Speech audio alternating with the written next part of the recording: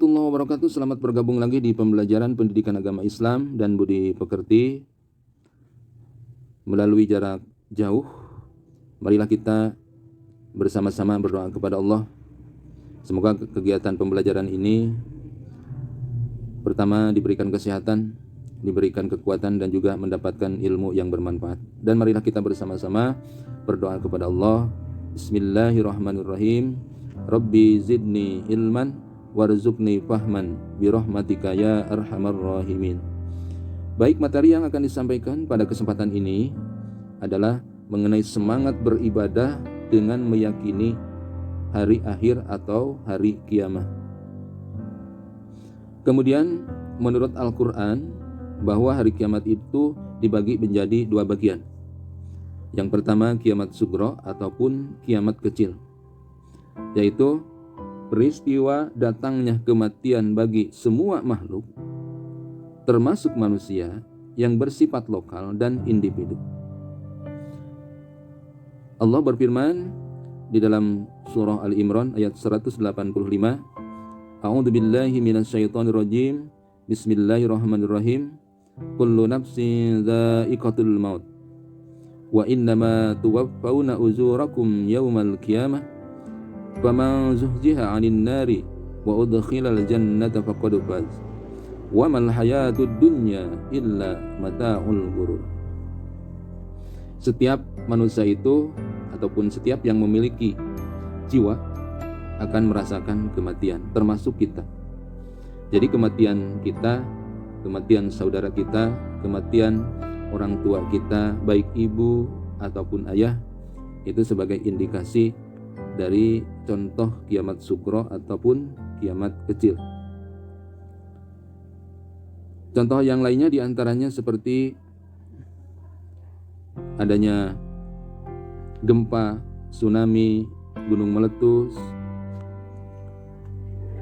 Itu salah satu contoh dari kiamat sugro ataupun kiamat kecil. Nah, kemudian yang kedua adalah kiamat kubro, yakni kiamat besar, yaitu peristiwa berakhirnya seluruh kehidupan makhluk dan hancurnya ataupun hancur leburnya alam semesta secara total dan serentak. Proses terjadinya hari kiamat ini dijelaskan oleh Allah Subhanahu wa ta'ala di surah At-Takwir. A'udzu billahi minasyaitonir rajim. Bismillahirrahmanirrahim.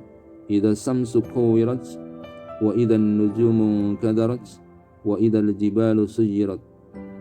Dan apabila matahari digulung, apabila bintang-bintang berjatuhan, dan apabila gunung-gunung dihancurkan, maka ini sebagai peristiwa yang sangat luar biasa, yakni berakhirnya kehidupan bagi seluruh makhluk yang ada di dunia ini.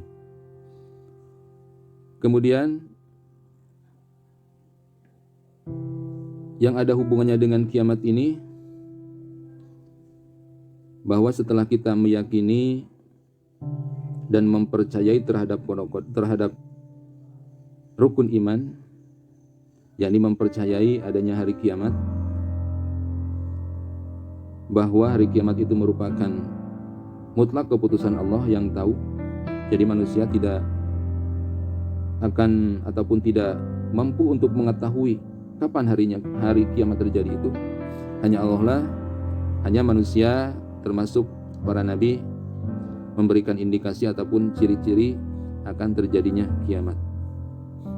Nah, kemudian periode-periode yang ada hubungannya dengan hari kiamat itu, yang pertama ada yang disebut dengan Yaumul Ba'ats, yakni proses dibangkitkan seluruh manusia dari alam kubur.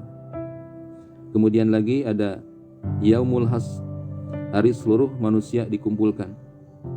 Kemudian juga ada buku catatan, yakni kita nanti akan mendapatkan buku catatan apakah kita termasuk yang akan mendapatkan surga ataupun neraka. Kemudian kita lanjut, ada Yaumul Hisab, yakni hari ketika Allah memperlihatkan semua amal di akhirat untuk dihisab ataupun dihitung.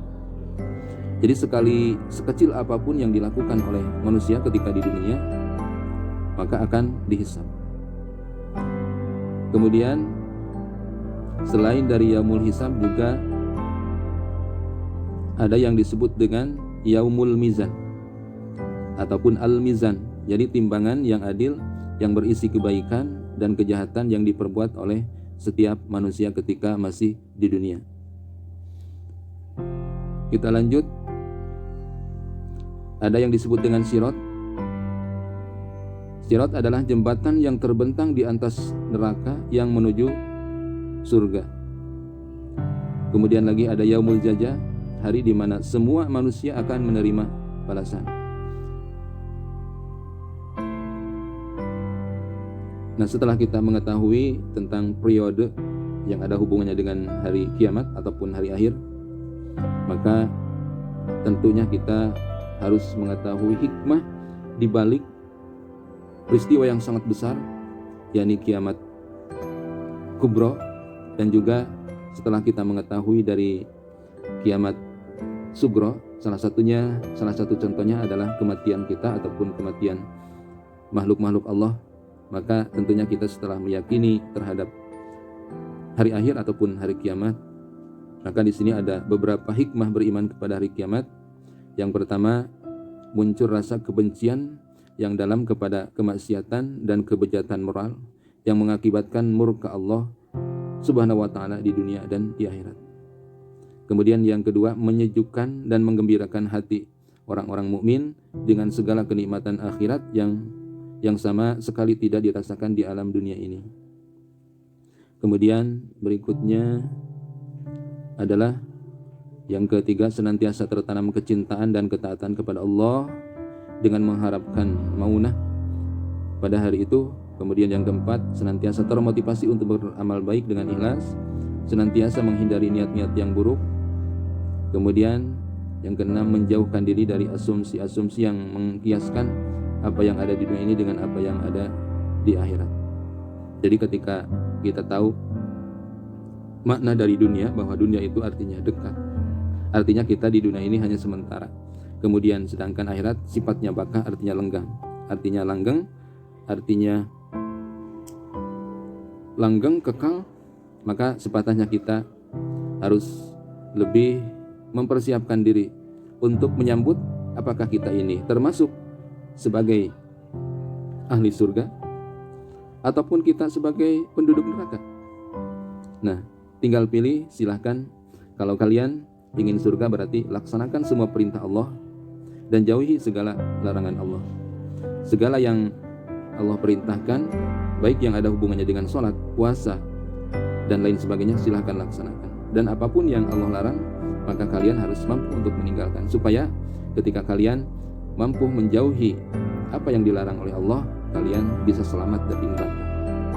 Yang terakhir, ini ada evaluasi siapakah yang akan masuk surga. Mudah-mudahan materi yang akan disampaikan ataupun yang telah disampaikan di kesempatan ini mudah-mudahan bisa bermanfaat untuk kalian semua. Dan terakhir, mudah-mudahan kalian selalu diberikan kekuatan dan juga mendapatkan ilmu yang bermanfaat. Terima kasih. Wassalamualaikum warahmatullahi wabarakatuh.